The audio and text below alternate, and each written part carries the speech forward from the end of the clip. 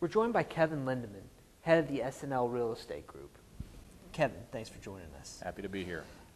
We've seen some significant deleveraging this year in the REIT sector. Do you think that that's going to continue into 2010? Leverage overall in the REIT sector got down around 40% a couple of years ago, and then as the stock prices started to come down over a couple of years, 2007, 2008 into 2009, leverage levels really increased pretty dramatically in the REIT sector. If you look at the look at the sector as a whole, debt to market cap got up above 60% overall for the sector, which is very high. It was, you know, from down in a level of sort of in the low 40s.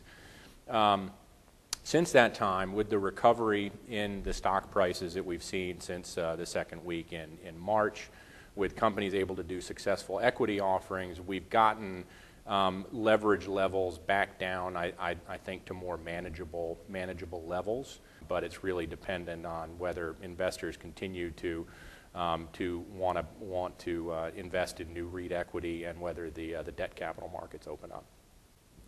And how much can REITs actually afford to continue to delever?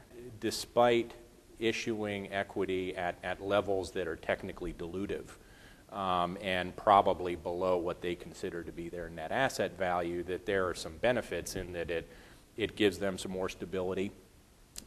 It cleans up the balance sheet a little bit. It strengthens the balance sheet, maybe puts them in a position where they're going to be able to capitalize on opportunities for the longer term. So I think that they could continue to take leverage levels down if they have the ability to do so. But again, you know, back to your first question, it's sort of dependent on what the what the equity capital markets and the debt capital markets say. And then, do you have kind of an ideal leverage ratio that you think that REITs should shoot for, or?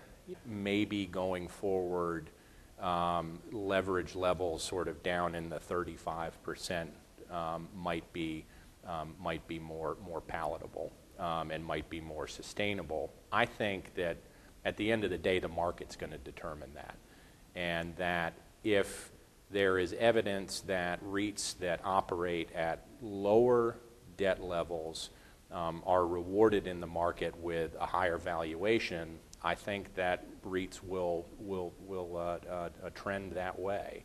For more information on this and other REIT news and analysis, check out REIT.com.